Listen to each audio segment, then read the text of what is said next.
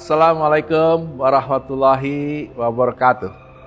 Saya Anton Apriantono, saat ini menjadi dosen tidak tetap di program studi ilmu dan teknologi pangan Universitas Bakri sejak tahun 2012, sekaligus juga saya anggota Dewan Penyantun di Universitas Bakri, Jakarta. Sebelumnya saya dosen IPB dari tahun 1982 sampai tahun 2010 dan pernah menjabat menjadi Menteri Pertanian di era KIB 1 tahun 2004 sampai 2009. Pengalaman saya cukup banyak, termasuk juga menjadi konsultan dan komisaris di berbagai perusahaan. Tapi saat ini lebih banyak berkonsentrasi di pendidikan dan juga di kegiatan-kegiatan sosial. Saya kira itu perkenalan saya.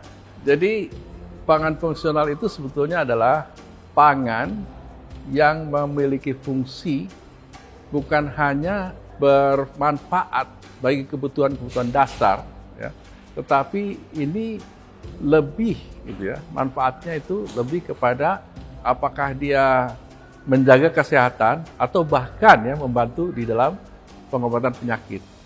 Terutama adalah di dalam pencegahan penyakit, ya. Itulah pangan fungsional.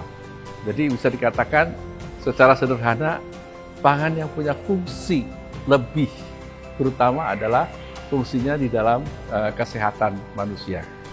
Ya, benar sekali bahwa apa yang kita makan itu akan mempengaruhi, ya, kondisi tubuh kita. Oleh karena itu, kita harus memilih, ya, makanan-makanan itu baik dari sisi jenisnya maupun juga jumlahnya. Ya. Karena semua itu, apa yang kita makan, itu semuanya akan mempengaruhi, ya, baik fisik maupun juga mental kita nantinya akan berpengaruh juga pada akhirnya. Ya. Jadi bukan hanya sekedar fisiknya, gitu. Karena kalau misalnya ada ketidakseimbangan di dalam tubuh kita, ya, itu juga nantinya akan mempengaruhi, ya, kemampuan dalam berpikir. Ya. Atau ada kekurangan sesuatu, ya, itu juga sama, nantinya akan juga mempengaruhi. Bahkan sekarang ini ada makanan-makanan yang ditengarai, gitu ya, bisa menyebabkan autis misalnya. Nah, oleh karena itu penting sekali kita memilih makanan, ya, harus makanan-makanan yang sehat dan juga memiliki fungsi, ya, di dalam tubuh kita untuk membuat tubuh kita selalu sehat. Konsep Karus itu konsep yang baik karena berawal dari sebuah filosofi bahwa sarang penyakit atau sumber penyakit itu berasal dari perut. Oleh karena itu, kalau kita ingin sehat, ya, terbebas dari penyakit, maka sehatkanlah perut kita. Itulah konsep Karus itu berawal dari situ. Dengan sehatnya, ya, perut kita, dari mulai lambung, usus besar, usus kecil, pencernaan kita bagus, ya, maka penyerapan zat-zat gizi dan juga pangan fungsional itu akan bagus. Dan ini akan mempengaruhi kesehatan sel. Nah, ini juga yang kedua.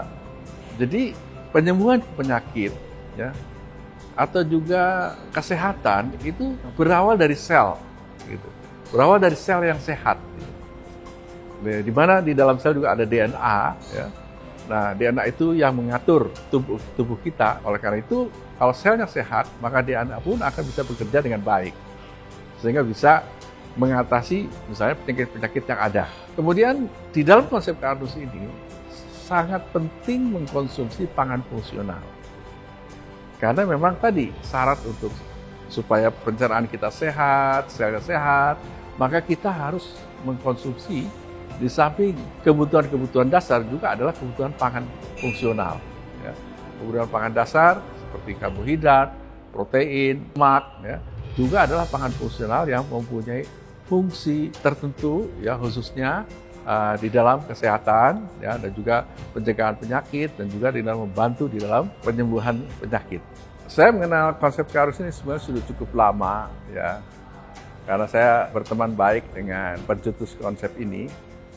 Dari mulai awal itu sudah kita banyak berdiskusi dan saya memahami betul ini suatu konsep yang baik dan sesuai juga dengan pengetahuan ilmiah saya yang dalam di bidang pangan, ya.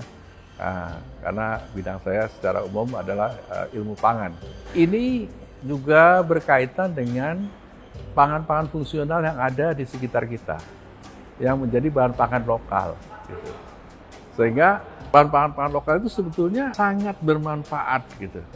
Ya, banyak mengandung antioksidan, kemudian juga banyak mengandung serat, ya, banyak juga mengandung resistant starch, gitu ya. Inilah kemudian yang nantinya kaitannya adalah dengan kemampuan kita di dalam memproduksi pangan fungsional ini. Nah, ini semuanya akan berdampak, ya, akan berdampak kepada tumbuhnya ataupun berkembangnya pangan-pangan lokal, dan ini juga akhirnya nantinya juga akan lebih mensejahterakan para petani kita. Ya. Jadi kita tidak perlu impor, ya, untuk memenuhi kebutuhan pangan fungsional, tetapi bisa dipenuhi dari dalam negeri. Kita sangat mengharapkan, ya, berkembangnya konsep Karnus dan kaitannya dengan pangan fungsional ini, karena ini akan berdampak pada kesehatan masyarakat. Sehingga kita sangat berharap, ya, masyarakat lebih memahami konsep ini, ya, kemudian lebih memahami pentingnya pangan fungsional, ya, sehingga kesehatan masyarakat juga akan meningkat. Saya sangat mengharapkan, ya, masyarakat memahami pentingnya, ya, kesehatan yang berawal dari kesehatan pencernaan, gitu. Kemudian kesehatan yang berawal dari sel-sel yang sehat. Inilah yang sebetulnya mendasari konsep Karnus, ya, sehingga kita bisa memilih, ya, pangan kita, pangan-pangan yang sehat saja yang kita konsumsi, ya, bukan junk food misalnya, ya. Nah, dengan demikian, ya, kita harapkan kesehatan masyarakat lebih baik, ya, terhindar dari penyakit, dan bagi mereka yang sudah mengalami sakit, ya, seperti diabetes, gitu, itu bisa diatasi, ya, dengan mengkonsumsi pangan fungsional, ya, pangan fungsional tertentu sesuai dengan penyakitnya yang dikembangkan berdasarkan konsep Karnus ini. Kalau kita melihat kondisi petani kita saat ini, ya, kita harus melihatnya secara keseluruhan, artinya bukan hanya satu kelompok, ya. Ada petani-petani yang sudah baik, itu biasanya adalah petani-petani besar yang punya lahan luas, ya. Tapi 70% itu kebanyakan petani gurem. Inilah kemudian yang harus kita bantu, ya, mereka, ya, agar bisa meningkatkan kesejahteraannya. Salah satunya adalah mereka harus memproduksi hasil pertanian yang mempunyai nilai tinggi. Di antaranya adalah pangan fungsional. Jadi kalau pangan fungsional ini banyak diminati oleh masyarakat, banyak dibutuhkan oleh masyarakat, maka ini akan berdampak pada meningkatnya permintaan dan akhirnya berdampak pada produksi oleh petani itu sendiri. Gitu. Jadi ini sangat berkaitan antara berkembangnya konsep Karnus, berkembangnya kebutuhan pangan nasional, pangan fungsional, kemudian juga akhirnya permintaan yang meningkat yang menyebabkan petani harus memproduksi, ya, pangan-pangan fungsional tersebut, sehingga, ya, kita harapkan kesejahteraan petani juga akan meningkat.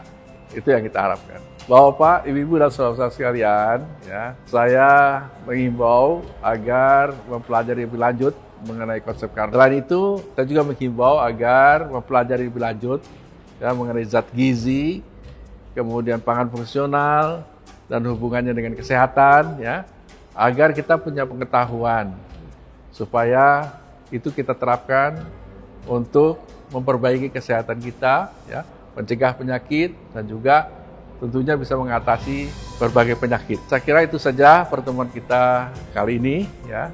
Insyaallah kita akan berjumpa di lain kesempatan. Wassalamualaikum warahmatullahi wabarakatuh.